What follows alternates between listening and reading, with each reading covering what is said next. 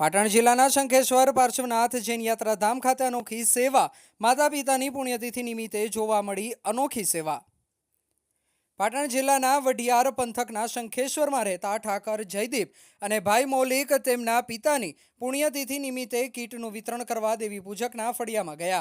તે સમયે વરસાદી માહોલમાં જોયું તો નિરાધાર માતા પિતા વિનાના 5 બાળકો વરસાદમાં ભીંજાતા જોયા। એટલે બાળકોને પૂછતા બાળકોએ જણાવ્યું કે અમારા માતા પિતા 2 વર્ષથી ગુજરી ગયા છે।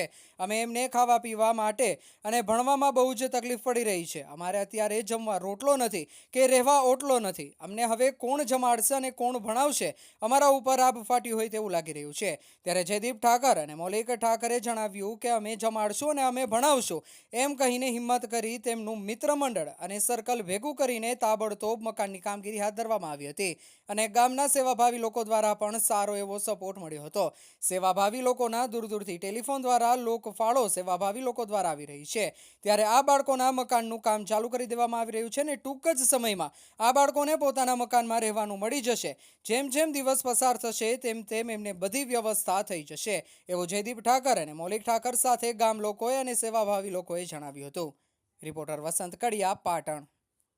મેં મારા પિતાશ્રીની પુણ્યતિથિ નિમિત્તે માતા પિતા વિનાના બાળકોને કીટ વિતરણ કરવાનું નક્કી કર્યું તો મારા ધ્યાને આ શંખેશ્વરના દેવી પૂજક પરિવારના 5 બાળકો, જેમાં 3 દીકરીઓ અને 2 દીકરાઓ છે, જેઓને માતા પિતા નથી, તો તેમના ઘરે હું કીટ વિતરણ કરવા ગયો તો મને તેઓનું ઘર બહુ જ બિસ્માર હાલતમાં જોવા મળ્યું। જેઓના ઘરમાં વરસાદમાં પાણી પડી રહ્યું હતું, તેમને જમવા સુવામાં બહુ તકલીફ પડી રહી હતી।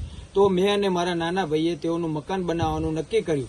આ વાત નક્કી કરતા જ મને ગામ લોકોએ, મિત્રોએ અને આજુબાજુના સેવાભાવી લોકોએ બહુ જ સપોર્ટ કર્યો છે અને આજે અમે એમનું મકાન બનાવવાનું કામ ચાલુ કરી દીધું છે। ટૂંક જ સમયમાં એ બાળકોનું સપનાનું ઘર બની રહ્યું છે।